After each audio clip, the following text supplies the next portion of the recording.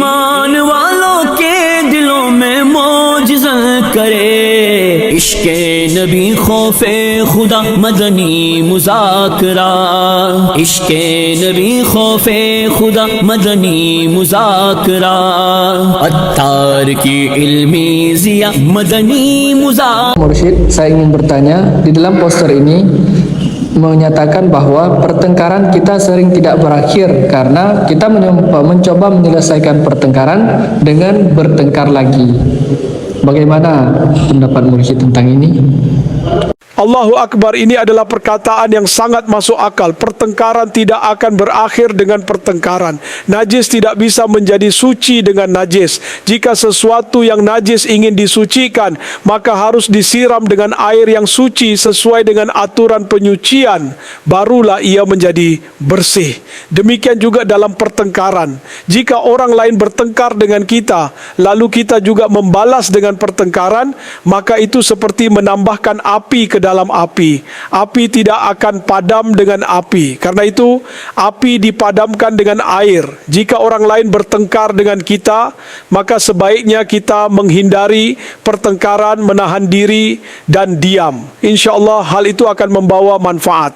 Dalam sebuah hadis yang indah disebutkan bahwa orang yang meninggalkan pertengkaran meskipun dia berada di pihak yang benar, maka baginya akan diberikan sebuah rumah di pinggir surga.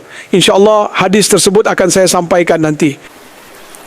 سيدي أمير أهل السنة، ما هي الضوابط والآداب التي ينبغي لنا مراعاتها عند إبداء الرأي بحيث يفهم الطرف الآخر بوضوح أننا نختلف مع رأيه ولا نقصد مخالفته أو معاداته شخصيا، وكيف نوصل وجهة نظرنا بأسلوب يجمع بين الصدق وفي النصيحة وحسن الأدب دون أن نثير في صدر ضغينة أو وحشة. تفضل علينا بالإرشاد. Ya Amirul Ahli Sunnah, mohon bimbingannya di ketika terjadi perbedaan pendapat dan di saat menasihati, adab-adab apa saja yang harus diperhatikan agar hal ini tidak dianggap sebagai permusuhan pribadi, serta tidak menimbulkan kebencian dan tidak membuat ketidaknyamanan di hati orang yang mendengar. Mohon bimbingannya. Kadang-kadang dalam menyampaikan sesuatu, cara atau nada bicara sangat berpengaruh. Ada perkataan yang sebenarnya tidak tepat, tetapi karena disampaikan dengan nada yang lembut, maka dapat diterima dengan baik. Sebaliknya ada perkataan yang sebenarnya baik, namun jika disampaikan dengan nada yang keras dan kasar, maka orang yang mendengarnya tidak akan terpengaruh. Bahkan kadang-kadang malah menimbulkan keras kepala dan memperbesar pertengkaran.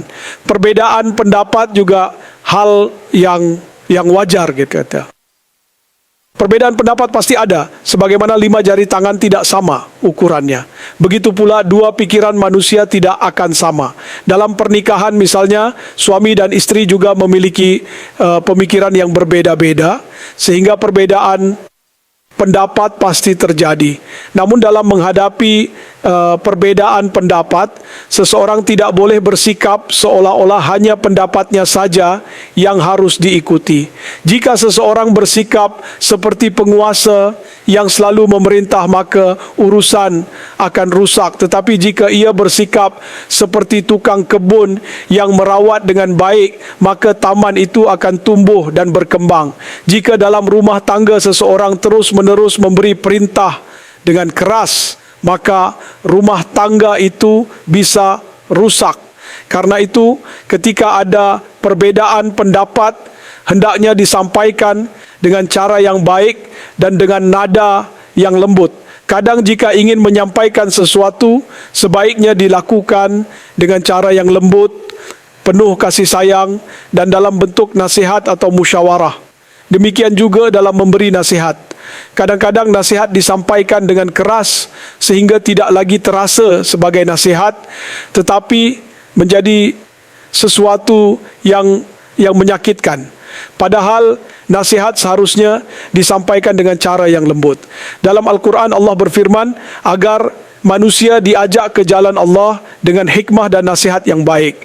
Nasihat yang baik akan memberikan pengaruh.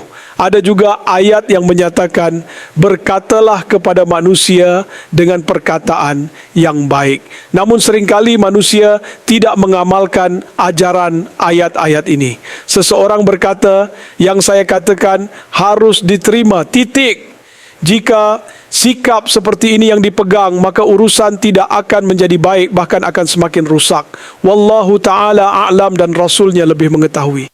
Semoga Allah menurunkan rahmat dan salam kepada Nabi Muhammad sallallahu alaihi wasallam. Bacalah shalawat kepada Nabi tercinta sallallahu ala Muhammad. Dalam hadis disebutkan bahawa Nabi Muhammad sallallahu alaihi wasallam bersabda, "Aku menjamin sebuah rumah di pinggir surga bagi orang yang meninggalkan perdebatan, walaupun ia berada di pihak yang benar." Namun di zaman sekarang banyak orang tidak mau bersikap rendah hati. Mereka berkata bahwa jika bersikap lembut dan mengalah, maka orang lain akan memanfaatkannya. Mereka merasa bahwa ini bukan zaman untuk bersikap lemah, dan jika ada yang menyerang maka harus dibalas dengan keras. Pikiran seperti ini sering dimasukkan oleh setan ke dalam hati manusia sehingga mereka mudah bertengkar. Padahal orang yang mampu bersikap rendah hati dan menahan diri justru akan berhasil.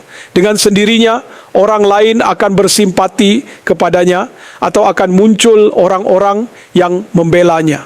Karena itu, kelembutan membawa keberuntungan dan keberhasilan. Dengan kelembutan dan kemudahan, banyak urusan dapat diselesaikan. Sebaliknya, kebodohan dan kekasaran sering merusak segala sesuatu. Hadis yang disebutkan tadi diriwayatkan dalam Abu Dawud, Kitab Al-Adab, halaman 755, hadis nomor 4800. Selain itu, Nabi Muhammad SAW juga bersabda, kelembutan jika ada pada sesuatu, maka ia akan menghiasinya. Dan jika kelembutan dicabut dari sesuatu, maka ia akan membuatnya menjadi buruk. Dalam hadis lain, Nabi SAW bersabda, maukah aku beritahukan kepada kalian tentang orang yang diharamkan dari api neraka, yaitu setiap orang yang lembut tabiatnya, lembut ucapannya, dan mudah memaafkan orang lain.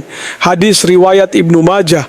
Sallu alal Habib Sallallahu ala Muhammad Sallallahu alaihi wasallam.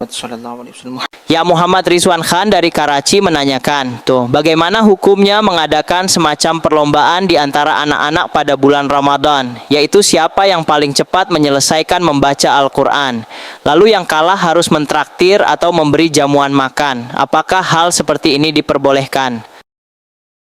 Jika dikatakan bahwa yang kalah harus mentraktir makan, maka hal itu tidak benar. Karena jika tujuannya agar cepat menyelesaikan bacaan Al-Quran, maka perhatian seseorang bisa menjadi terganggu dan tidak khusyuk. Ia akan terburu-buru hanya untuk menang. Jadi cara seperti ini juga tidak tepat. Memang jika anak-anak itu masih belum baligh, mungkin mereka melakukannya karena tidak tahu. Namun tetap saja cara seperti ini tidak benar. Yang baik adalah jika mereka saling memberi semangat dalam membaca Al-Quran dengan benar. Misalnya ada yang berkata, dia membaca 1 juz, maka saya akan membaca 3 juz, atau saya akan membaca 1 manzil. Persaingan seperti ini untuk memperbanyak bacaan Al-Quran masih bisa dianggap baik sebagai motivasi. Tetapi jika dibuat syarat bahwa yang kalah harus memberi makan atau mentraktir, maka itu bisa menjadi bentuk judi.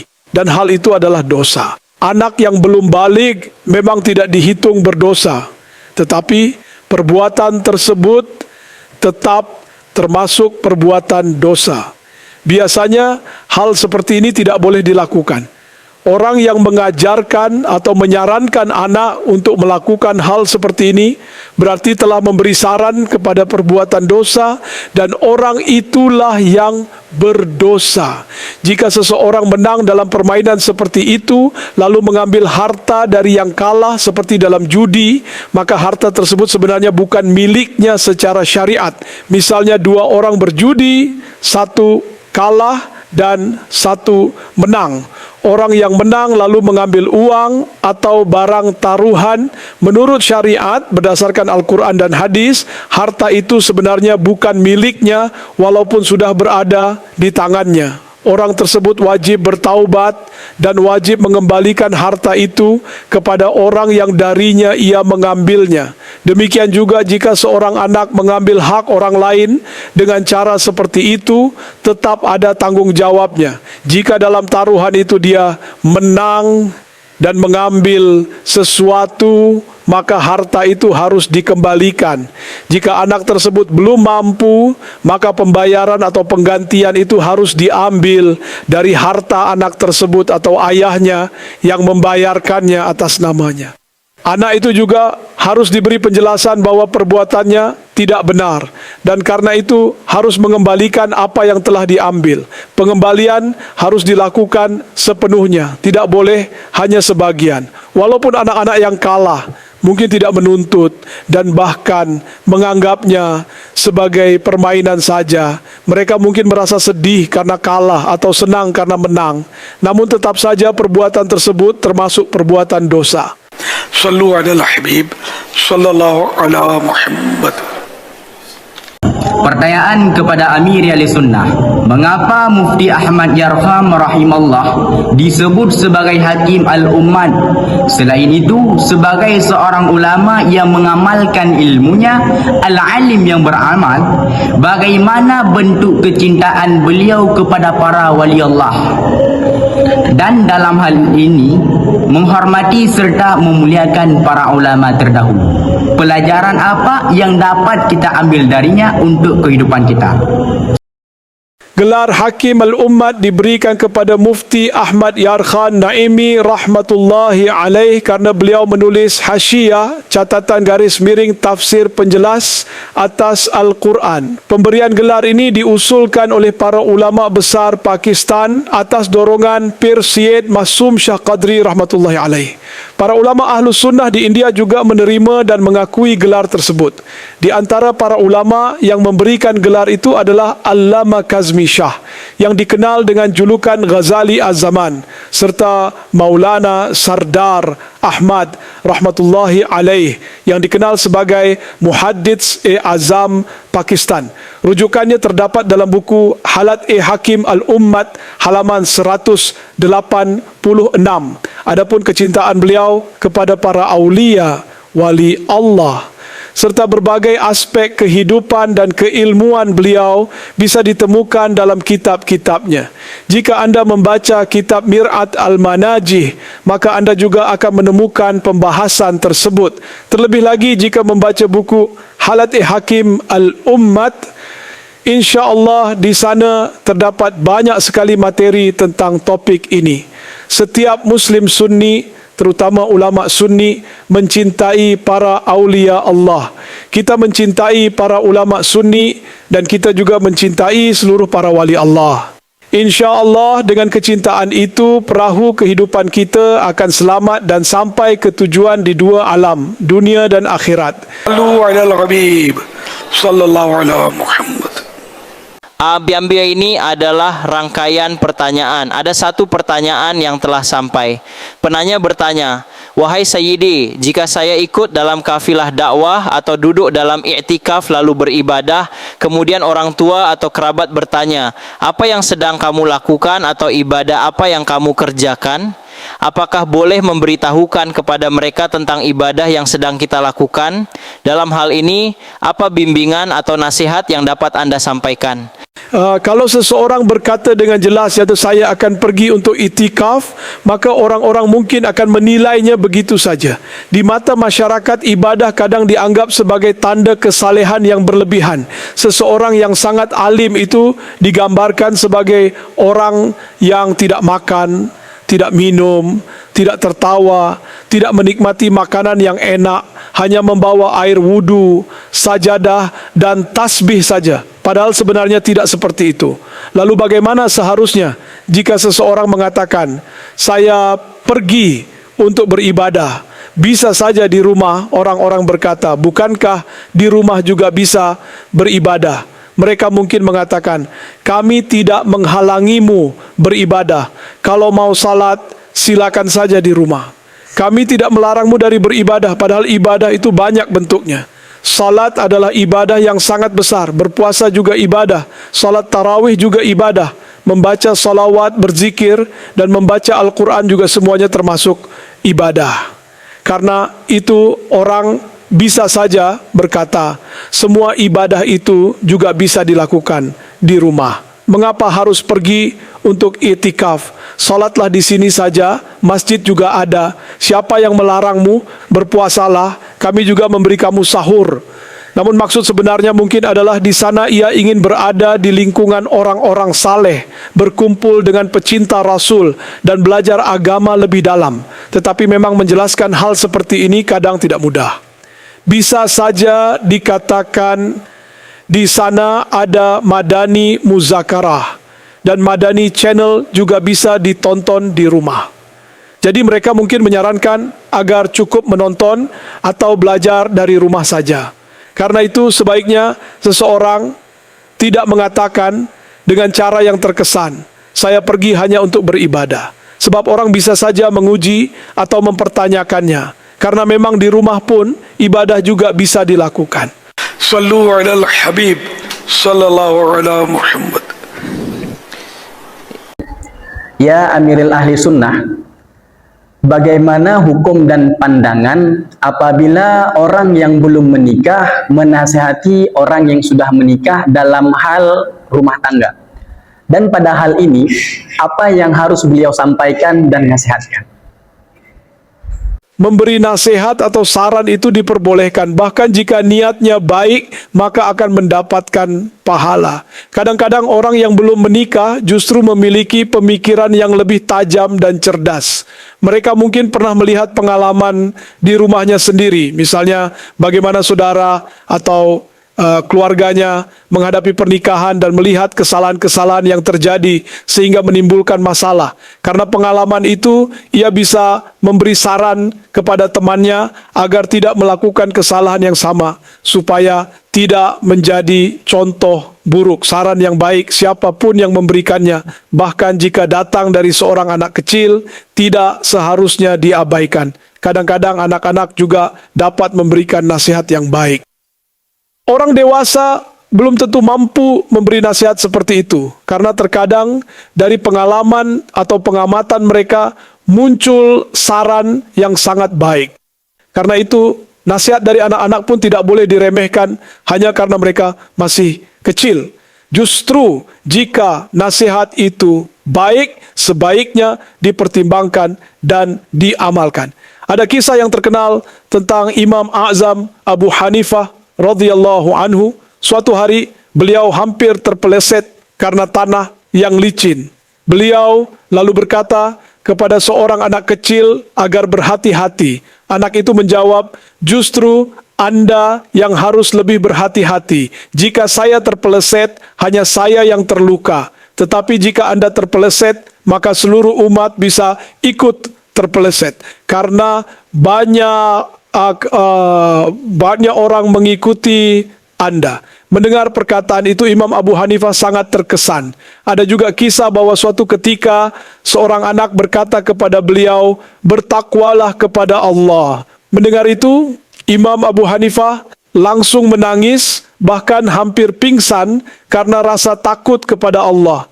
Kadang-kadang anak-anak memang bisa mengatakan sesuatu dengan cara yang sangat menyentuh. Nasihat atau saran mereka bisa begitu dalam sehingga membuat orang dewasa terkejut.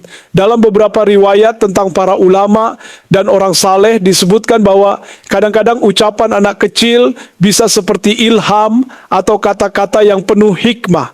Dalam beberapa keadaan mereka bisa mengatakan sesuatu yang bahkan tidak terpikirkan oleh orang dewasa. Karena itu, siapapun yang memberikan nasihat, baik orang yang belum menikah, sudah menikah, berpengalaman atau tidak, jangan langsung diabaikan. Kadang-kadang justru nasihat dari mereka sangat berharga dan bernilai besar.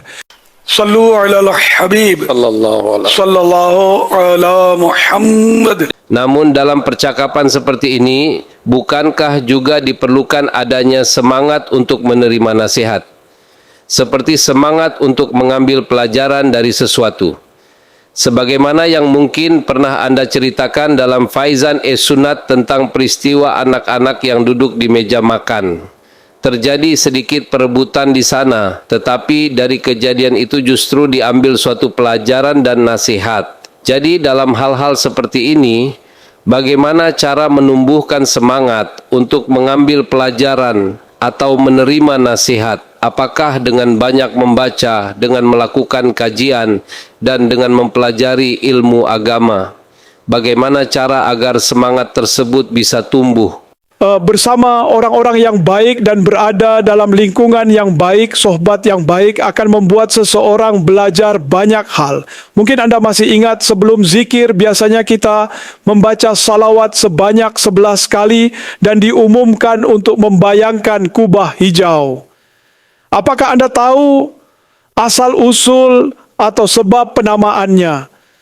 Bagaimana hal itu dimulai? Mungkin Anda sudah sangat lama sehingga tidak ingat lagi, karena saya pernah menjelaskannya dalam suatu ceramah. Bagaimana hal itu dimulai? Itu dimulai karena perkataan seorang anak.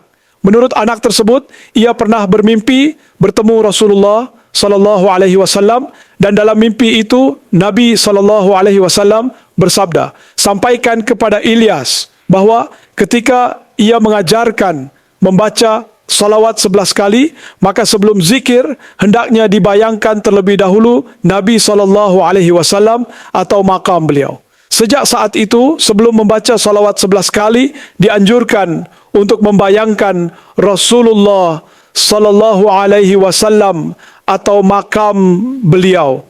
Sampai sekarang kebiasaan itu masih berlaku. Kadang-kadang saya juga pernah menceritakan kisah ini sebelumnya, namun karena sudah lama, mungkin terlupakan. Dengan mengingatnya kembali, kisah itu menjadi segar lagi. Apa manfaat dari hal ini? Manfaatnya adalah agar kita membaca salawat dengan membayangkan Rasulullah sallallahu alaihi wasallam.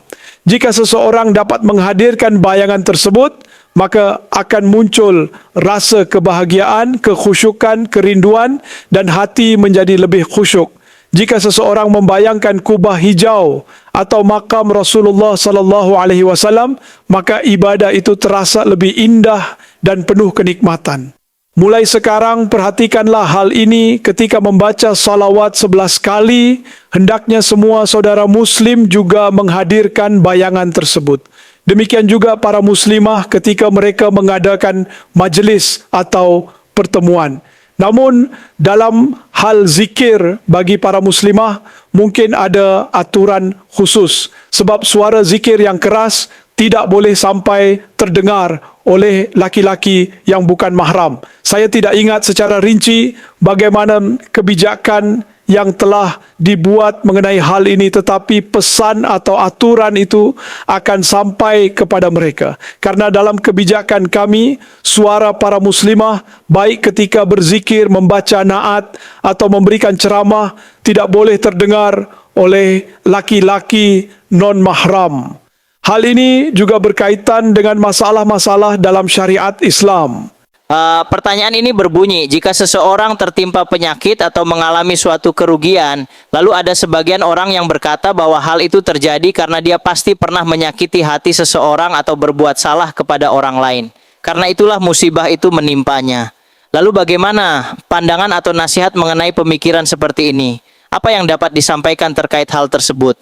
Memang ada sebagian kejadian seperti itu yang kadang ditemukan. Namun tidak mesti setiap kali seseorang sakit atau tertimpa musibah, itu pasti karena dia telah menyakiti hati orang lain.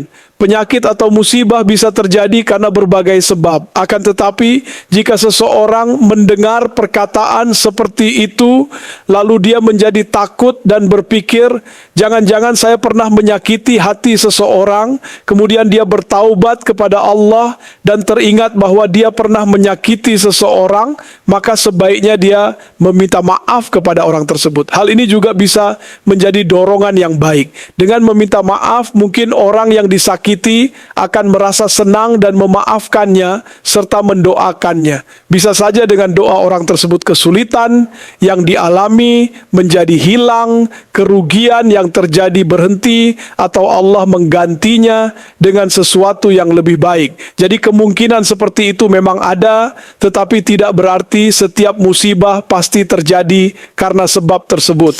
Sallu ala al-Habib sallallahu alaihi Muhammad.